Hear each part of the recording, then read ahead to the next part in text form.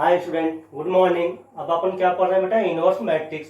उसमें मैंने पिछले लेक्चर में मैंने आपको एप्लीकेशन ऑफ डिटरमिनेंट सिखाया था। उसमें क्या बोलता था, किसी भी त्रिभुज का क्षेत्रफल कैसे निकालते हैं, कोई तीन बिंदु आपके संरेख कैसे होते हैं, या दो बिंदुओं से जाने वाली सरल रेखा का समीकरण कैसे निकालते हैं।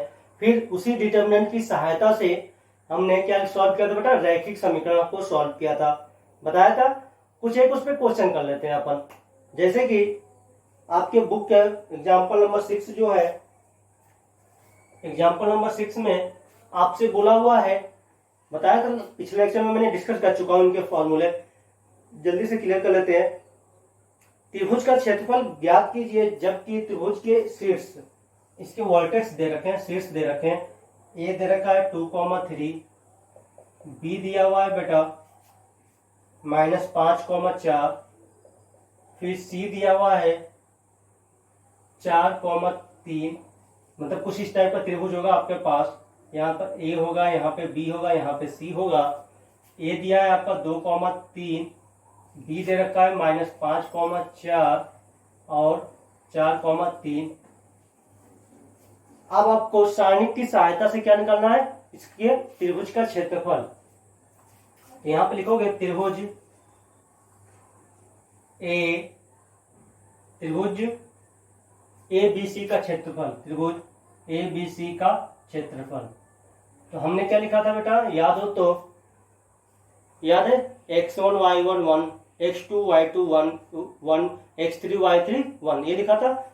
और यहाँ पे लगाया था 1/2 लगाया था, 1/2। तो देखो x1 y1, यहाँ पे 2 3 1, यहाँ पे क्या हो जाएगा -5 4 1 और 4 3 1, ये हो गया। चाहो तो 2 को 0 कर लो, जिससे डिटरमिनेंट की वैल्यू क्या हो जाएगी बेटा, आसान हो जाएगा। हमने यूज किया हुआ है 1/2। इन दोनों को माइनस कर दें। आप R1 पे लगा दो R1 - R2, और R2 पे लगा दो R2 - R3, लगा दिया। तो यहाँ पे क्या होगा, 2 ये करूँगा R1 - R2, तो 2 प्लस ये हो जाएगा 10 हो जाएगा। सॉरी, मैंने मल्टीप्लाई कर दिया, 7 हो जाएगा। 3 में से 4 को माइनस कर दिया, -1, 1 - 1 क्या हो गया, 0 हो गया। ऐसे -5 - 4 -9, 4 में से 3 1, फिर ये तो 0, 4 3 1। C3 के सापेक्ष प्रसार, C3 के सापेक्ष प्रसार, तो कितना हो जाएगा 1/2।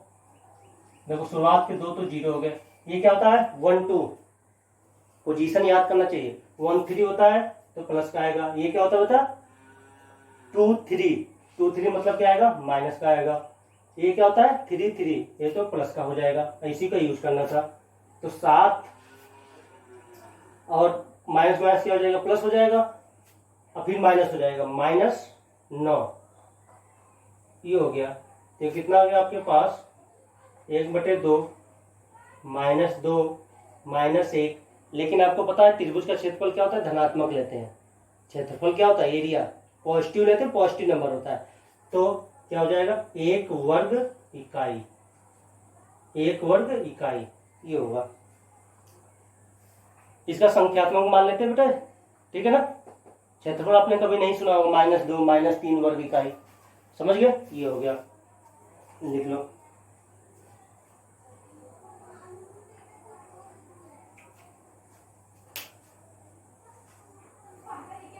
आगे नेक्स्ट देखता हूं। नेक्स्ट में दिया है बेटा कि आप क्वेश्चन पढ़ लेना 7 को। एग्जाम्पल नंबर 7 में बोला है उसने कि यदि बिंदु,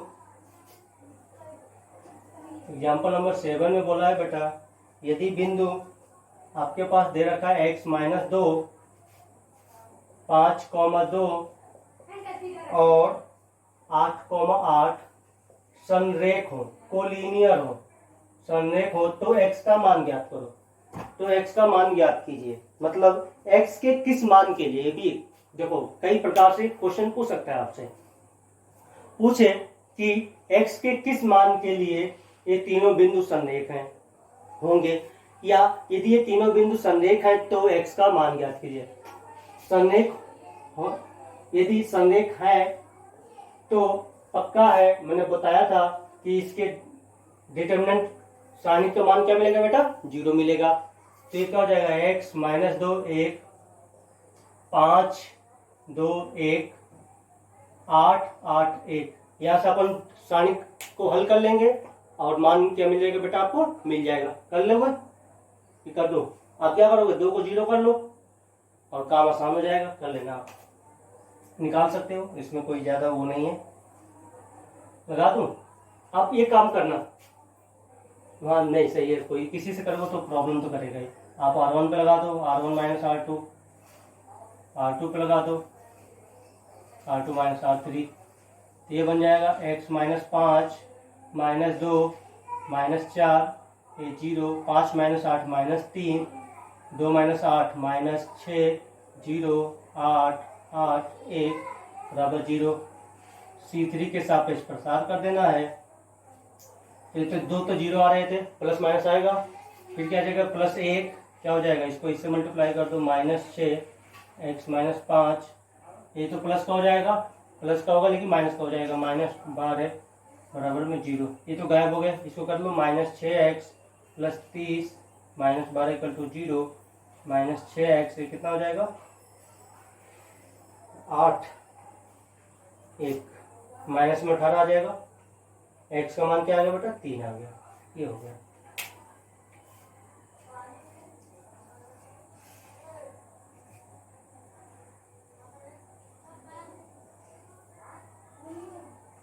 अब इसके बाद उसने एक उदाहरण नंबर 8 में बोला सिद्ध करना है कि तीनों बिंदु सन्निहित हैं। एग्जाम्पल नंबर 8 में क्या बोला बेटा, सिद्ध करना है, प्रूफ दैट कि आपके ये 3 बिंदु सन्निहित है। सन्निहित मतलब डिटरमिनेंट की वैल्यू क्या दिखा दो, आपको 0 दिखा देनी है।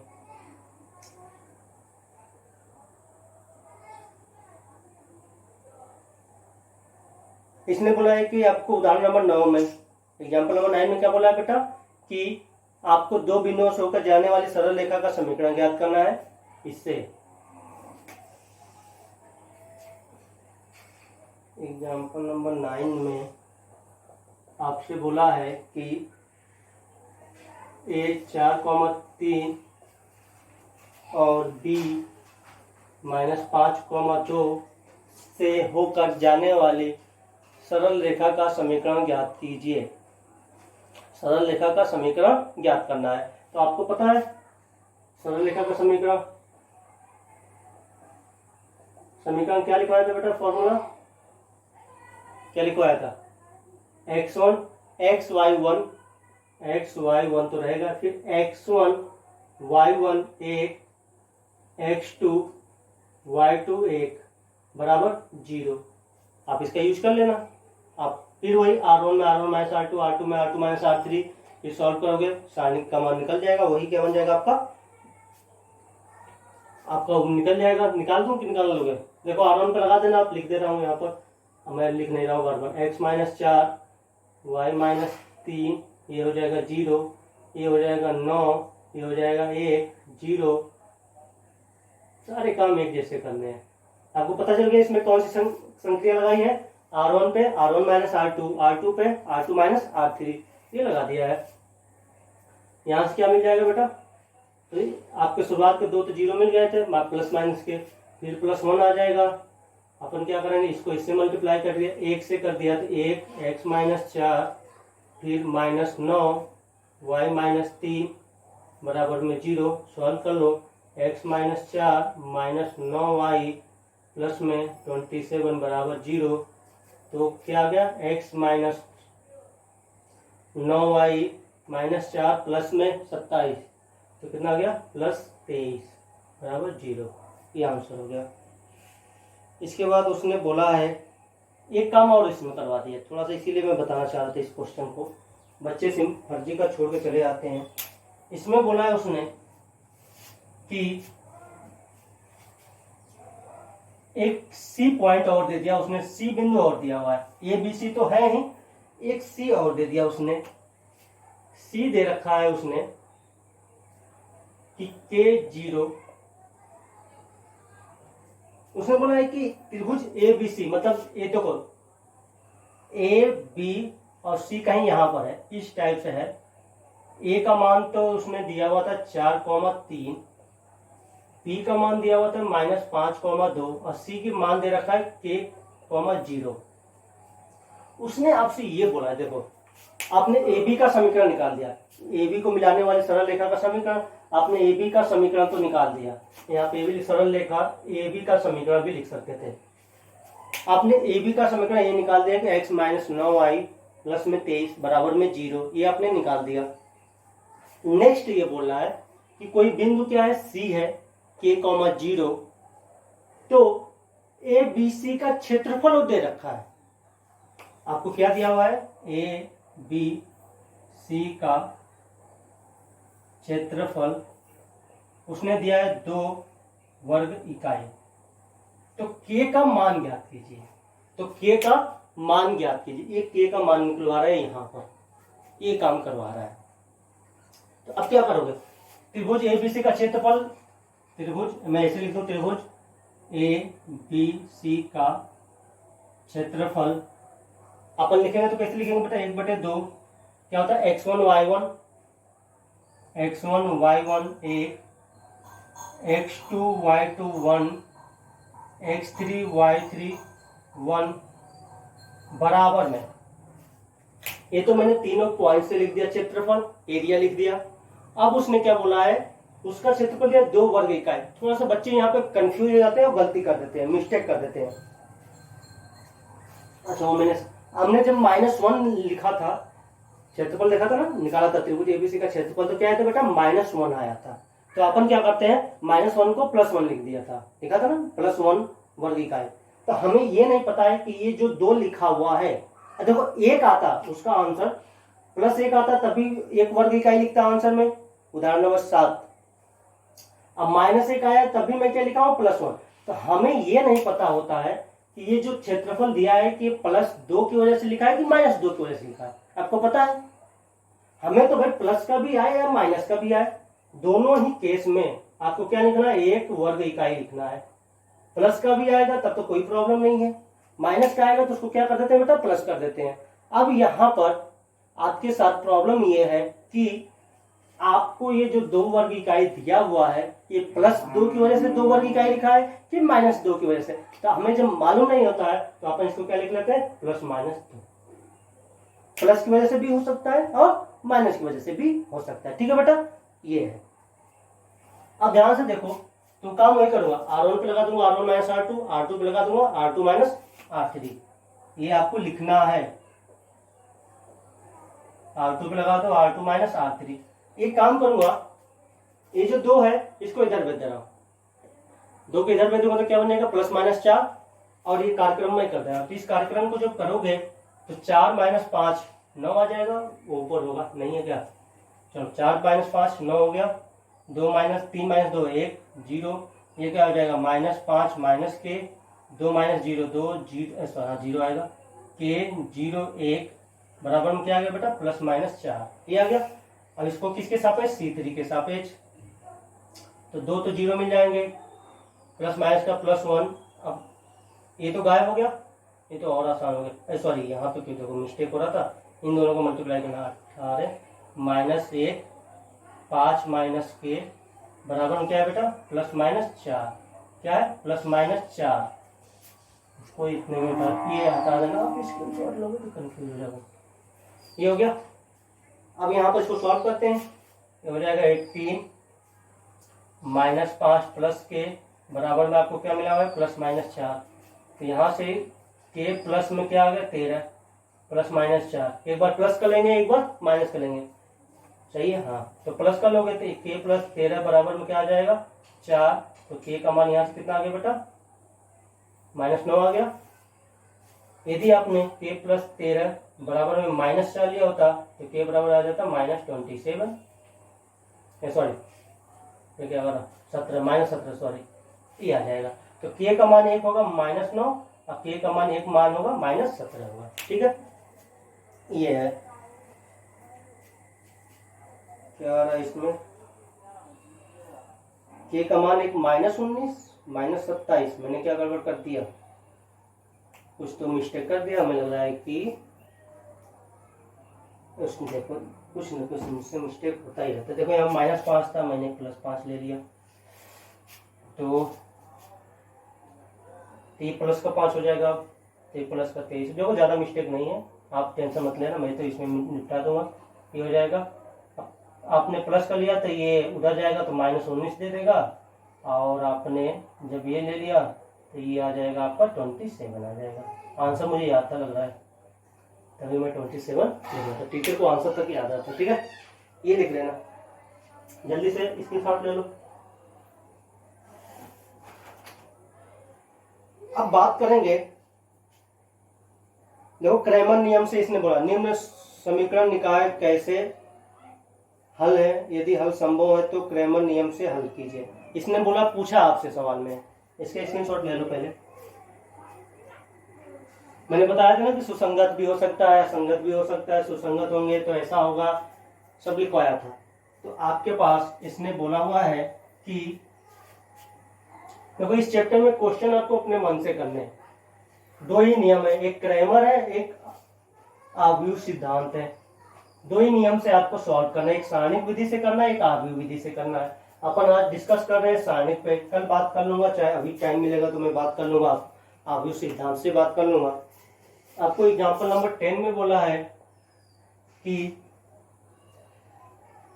दो क्वेश्चन दिए हैं। फर्स्ट पार्ट दिया हुआ है कि 2x माइनस 3y बराबर 3, 2x प्लस 3y बराबर में 9। इसको क्रैमर सारणिक विधि से सॉल्व करना है, क्रैमर नियम से ही सॉल्व करना है अपने को। तो अपन आते हैं, इस पर ट्राई करते हैं। अपन डेल पहले लिख लो, डेल डेल क्या होता है तो बेटा अचर के लिए, जिसके लिए लिखते हैं वो गायब। अब ये आप लिखने की जरूरत नहीं है, मन में सोचो, 2 2 -3 प्लस 3, इसको सॉल्व भी कर ले, तुरंत सॉल्व भी कर लो, क्या प्रॉब्लम है, सही लिखा होना चाहिए, ठीक है बेटा। तो क्या हो जाएगा ये 6 प्लस 6 कितना आ गया, 12 आ गया, ये हमने लिख लिया। फिर डेल 1 लिख लो, डेल 1 जिसके लिए लिखते हो गायब, दो दो गायब होकर कौन आएगा, 3 9 आ गया, फिर -3 3 9 प्लस में 27, हाँ ठीक, कितना आ जाएगा, 9 7 16 36 हो जाएगा। देखना कैलकुलेशन मिस्टेक ना हो जाए, तो सबसे बड़ी प्रॉब्लम है, मेरी दिमाग पता नहीं क्या रहता है। अब देखो, अब वो डेल 1 लिख लिया, डेल 2 वाई के लिए लिख लेता हूँ, तो वाई गायब हो जाएगा, तो 2 2 तो आ गया, ये गायब होकर आपको क्या देगा, 3 9 दे दिया, तो हो जाएगा 18 माइनस में 6 12। यहाँ तो कुछ भी नहीं है, डेल डेल बराबर 0 भी नहीं है, कुछ नहीं है, तो अपन एक्स का मान निकाल सकते हैं और वाई का मान निकाल लेना। निकालोगे डेल बटे डेल 1, अरे बेटा डेल बटे डेल 1, डेल बटे डेल 2, अब निकाल लेना। यहां से अब आगे बात करूंगा, यदि कि ये डेल बराबर इसका 0 नहीं, कोई अलग क्वेश्चन कर रहा है क्या, इसका मैंने उल्टा लिख दिया, क्या आया, देखो मिस्टेक हो रहा है मुझसे, फॉर्मूला अभी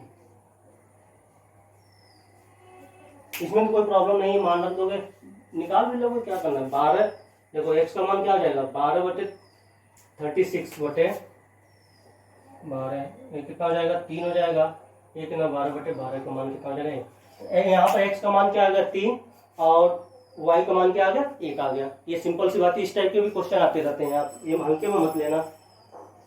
नेक्स्ट में आपको दिया है कि गर्मी बहुत ज्यादा हो गई है, 2x2 का फिर दे रखा है, तो देख लो 2 का, जल्दी से इसको भी देख लेते हैं।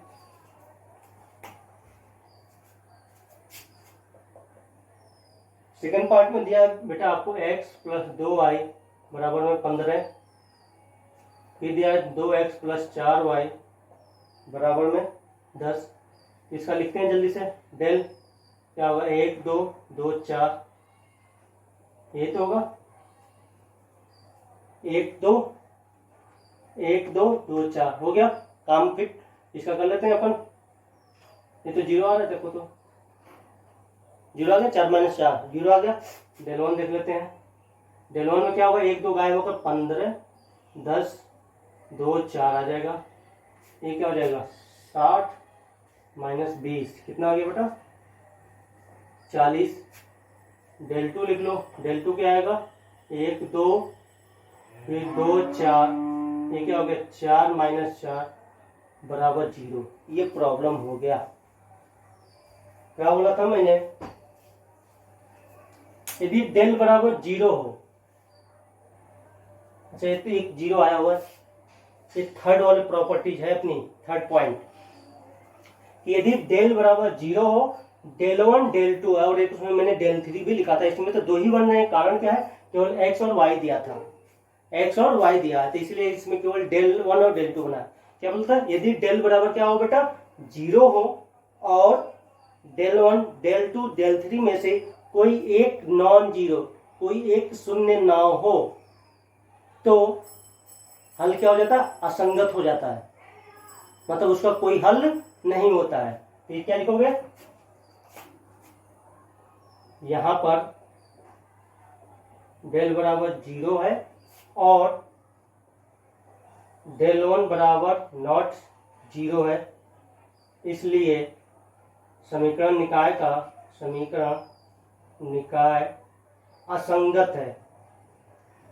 क्या बेटा, असंगत है, असंगत होगा, इसलिए समीकरण निकाय का कोई हल नहीं होगा, ये लिखना है इसमें, देख लेना आप। बोला था ना कि यदि डेल बराबर 0 हो और डेल 1 डेल 2 डेल 3 में से कोई एक आपका 0 ना हो, तो समीकरण निकाय असंगत हो जाता है, उसका कोई भी हल नहीं होता है, उसका कोई भी हल बेटा नहीं होता है, ये मैंने बताया था आपसे। ये हो गया यहां पर।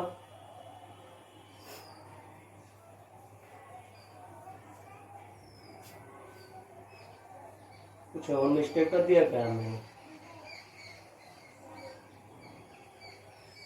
नहीं ना, मैंने क्वेश्चन ही गलत उतार दिया था, या तो किताब का क्वेश्चन जो है, हाँ मैंने क्वेश्चन ही गलत उतार दिया था, तो अब मैं क्या करूँ, दिमाग बहुत मिस्टेक कर रहा हूँ। देखो जो बुक का क्वेश्चन है, ये तो ये होगा तो यही आंसर होगा, इसमें कोई डाउट नहीं है। मैंने यहाँ पे 5 है शायद, क्लास में होते तो बोल देते हो आप सब। देखो 5 होगा, मतलब उनका आंसर कुछ अलग सा दिख रहा था बुक में, तो यहाँ पे क्या बेटा 5 होगा, तो देखो ये लिख लेना, इसका स्क्रीनशॉट ले लेना कि इस टाइप का क्वेश्चन होगा तो ये आंसर होगा, ठीक है ना। अब बोला था कि यहाँ पर उसने 5 दिया हुआ है, तो मैं 5 कर दे रहा हूँ, उसके हिसाब से क्वेश्चन कर दे रहा हूँ, तो 5 होगा तो कुछ ज्यादा चेंज होने वाला नहीं है, केवल यहाँ पे चेंज होगा बस, और तो कहीं पे हमने 5 का यूज भी नहीं किया है। ये क्या बन जाएगा बेटा, 20 माइनस 20 क्या हो जाएगा, 0 हो जाएगा। अब यहाँ पे क्या है बेटा कि मैंने बोला ना वो क्वेश्चन है तो वही होगा, उसमें कोई डाउट नहीं है। चलो एक टाइप का और क्वेश्चन मिल गया आपको, उस टाइप का भी सवाल आ गया तो आप ऐसे लिख लेना भाषा, एक भी 0 नहीं मिला तो फिर कोई यहाँ पे क्या हो रहा है, डेल 1 डेल बराबर 0 है, डेल 1 और डेल 2 भी क्या है, 0 है, डेल 1 और डेल 2 भी क्या है बेटा, 0 है। तो अब मैंने बोला था कि डेल बराबर 0 हो, डेल 1 डेल 2 बराबर 0 हो, तो निकाय सुसंगत भी हो सकता है, असंगत भी हो सकता है। बोला था तीन सभी 0 हो तो निकाय सुसंगत भी होगा और असंगत भी होगा। अब यदि सुसंगत है तो उसके अनंत हल होंगे। क्या होंगे, यदि निकाय सुसंगत है, यहां पर लिखोगे ये हो गया। अब यहां पर लिखोगे यदि निकाय सुसंगत है तो क्या होगा, अनंत हल होगा, अनंत हल होगा, बस और कोई कारण। अब इसमें एक काम करते हैं, कुछ ऐसे काम करते हैं कि जैसे अपने मन से y बराबर k ले लेते हैं, को एक या कोई वास्तविक संख्या अपने मन से ले लेते हैं और कुछ भी करते नहीं है, ठीक है ना। y बराबर हमने क्या ले लिया, मान लिया, अपने मन से ले लेते हैं कोई वास्तविक संख्या, अनंत हल देना है ना अपने को, क्या देना है बेटा, अनंत हल देना है, इसके सॉल्यूशन इनफाइनाइट देने हैं। तो रियल नंबर ले लोगे, वास्तविक संख्या ले लोगे, तो वास्तविक संख्या क्या होती है, अनंत होती है। तो मैं अपने मन से y या x किसी को भी ले सकते हो, यहाँ x बराबर k भी लिख सकते हो, उसमें कोई प्रॉब्लम नहीं है। आप क्या करोगे, यहाँ पे y का मान k क्या है, कोई वास्तविक संख्या है। अब इसमें किसी एक समीकरण में रख दो, दोनों समीकरण एक ही है, ध्यान से देखो तो। अब 2 कॉमन ले लो और 2 से भाग दे दो, तो क्या बनेगा, 1 + 2 = 5 बनेगा ना, किसी एक में रख दो। तो यहाँ से y बराबर k आपने ले लिया, किसी एक में रख दो, ये बन जाएगा x + 2k बराबर में 5। यहाँ से x का मान क्या आ जाएगा, 5 माइनस 2 के। देखो ध्यान से इन दोनों को फोकस कर लो। आप y का मान लेते जाओगे, फिर x का मान, देखो y का मान k रखा ही है, अब k का मान यहाँ पर 1 लोगे तो y बराबर 1, यहाँ कितना आ जाएगा 3, x का मान 3 और y का मान 1 आ जाएगा। ठीक है, आप कुछ भी रखोगे इसके अनंतम हल आते जाएंगे आपके। बात समझ में आ गई? अनंत हल होंगे k बराबर 8, k क्या है, कोई वास्तविक संख्या है, और एक k का मान जो भी लोगे x का मान निकलता जाएगा और निकाय क्या हो जाएगा, अनंत हल इसके हो गए। इस टाइप के भी क्वेश्चन आ जाते हैं। पिछला वाला जो मैंने मिस्टेक से यहाँ पे 15 लिख दिया था उसके हिसाब से आपके क्या रहते, उसको वो तो सुसंगत बना ही नहीं, इसलिए उसका कोई हल नहीं था। अब आते हैं नेक्स्ट पे। नेक्स्ट में बेटा उदाहरण नंबर 10 था, 11 में बोला सिद्ध कीजिए निम्नलिखित समीकरण निकाय असंगत है तथा इसका हल संभव नहीं है। अब इसमें आपको बनेगा 3 क्रॉस 3, 3 समीकरण दे रखा है इसमें, समीकरण 3 दिए हुए हैं बेटा। देखो मैं इसको सॉल्व तो नहीं करूंगा। x plus y plus z बराबर में 2, फिर दिया है x plus 2y plus 3z बराबर में 5, फिर दिया है 2x plus 3y plus 4z बराबर में 11। कितने कितने कितने डेल्टा बनेंगे बेटा? डेल बनेगा, डेल 1 बनेगा, डेल 2 बनेगा और डेल 3 बनेगा। ये बनेंगे 4। असंगत है बोला है तो पक्का है, जो हमने उदाहरण अभी पीछे जो लिखा था इसी में, डेल बराबर तो 0 मिलेगा ही मिलेगा, डेल 1 डेल 2 और डेल 3, डेल 1 डेल 2 और डेल 3 में से कोई एक पक्का है कि नॉन जीरो अशून्य मिलेगा। ठीक है, एक मिल गया आप लिख लेना डायरेक्ट, इसमें आप जो भी होगा आप देख लेना। अब आपको बताना है आव्यूह सिद्धांत से। क्या बताना है बेटा? आव्यूह सिद्धांत से कि कैसे सॉल्व करते हैं। इसमें आप लिख लेना। अब मैं लिख दूं क्या, सोच रहा हूं तो आपको लिख दूं और क्या आपको कुछ काम दे दे रहा हूं, और नेक्स्ट लेक्चर में आपको आव्यूह सिद्धांत से बता दे रहा हूं, ये सही रहेगा, नहीं तो कंफ्यूज हो जाओगे। नेक्स्ट लेक्चर में मैं बात कर लूंगा आपसे आव्यूह से कैसे किसी समय। अब इसका डेल 1 बेटा, डेल बराबर क्या बनेगा बेटा? 1 1 1 1 2 3 2 3 4, ये बन गया। डेल 1 क्या बनेगा? x के लिए लिखा जाएगा वो गायब, उसके जगह कौन आ जाएगा? 2 5 11 1 2 3 1 3 4। फिर डेल 2 क्या बनेगा इसका? 1 1 2 1 2 3 गायब होकर क्या देगा? 2 5 11, फिर 1 3 4। डेल 3 क्या बनेगा बेटा? 1 1 2, अब ये गायब होगा, तो 1 2 3, फिर क्या बनेगा? 2 5 11। अब इन सबका मान निकाल सकते हो कि नहीं निकाल सकते हो? निकाल लेना, कोई बराबर तो नहीं है। 1 1 1 1 2 3 1 1 2, डेल तो 0 आएगा ही आएगा, असंगत बोला सिद्ध करने के लिए, तो डेल तो पक्का 0 आएगा। तो 0 तो नहीं दिख रहा है यहाँ पर से, आप प्रसार कर दो ना हो तो 1 12। अगर जो मैंने क्वेश्चन सही लिखा होगा तो वो गलत नहीं होना चाहिए, 12 माइनस 9 हो जाएगा। क्या देखो यहाँ मिस्टेक कर रहा हूँ, कहाँ से 8 माइनस 9 माइनस 1 4 माइनस 6, इतना भी आराम से प्रयास करो क्वेश्चन गलती हो जाता है। 3 minus 4 3 minus 4 minus 1 plus 2 plus 3 minus 4 minus 1, 0 आ गया। मैं तो बोल रहा था 0 आएगा ही आएगा, देखो आ गया 0। अब इनमें से पक्का होगा कि इनमें से कोई एक भी मिल जाए। देखो सब ये कौन तरीका है, इसमें आप निकाल देना, बोर्ड के एग्जाम में निकालना है, ध्यान दो। कोई एक नॉन जीरो आ गया, मतलब कोई भी एक ऐसा सारणी का मान आ जाए जो 0 ना हो, तो अपना काम हो जाएगा, लेकिन आपको तीनों निकालना पड़ेगा। आप निकाल देना, आप सब तो कैलकुलेशन कर सकते हो। 8 माइनस 9 माइनस 1 20 माइनस 33, देखो ये आ गया यहाँ पर, यही आएगा मेरे ख्याल से। 20 माइनस 33 प्लस में 1 15 -22 ये हो गया, ये आ जाएगा मेरे ख्याल से, नॉन जीरो आएगा। -2 ये हो गया आपका 20 गायब कर दो, माइनस प्लस हो जाएगा, प्लस में 13 और कितना आ जाएगा, -7 आ जाएगा, -7 आ गया बेटा। ये कितना हो गया, -9 प्लस में 4, एक जीरो नहीं है, जीरो नहीं है तो पक्का असंगत हो गया। अब चाहो तो इन दोनों को सॉल्व कर लेना, इन दोनों को सॉल्व कर लेना, और असंगत नहीं है तो इसका कोई हल नहीं होगा। यही आपको सिद्ध करना था। अब नेक्स्ट लेक्चर में इसका लास्ट टॉपिक है, इसी समीकरण को, बस कुछ भी नहीं, ये तो थोड़ा सा काम का, इसमें क्या है, इसका नियम कठिन सब पढ़ रहा था, काम आसान है, इसमें थोड़ा सा काम ये इनवर्स निकालना पड़ेगा, मतलब सभी का इनवर्स निकालना पड़ता है, इसलिए थोड़ा सा ये लॉन्ग स्टेप हो जाता है और कुछ भी नहीं है। इसी को अपन आव्यूह सिद्धांत से कैसे करेंगे वो नेक्स्ट लेक्चर में बात करूंगा। ठीक है बेटा, बाय बाय।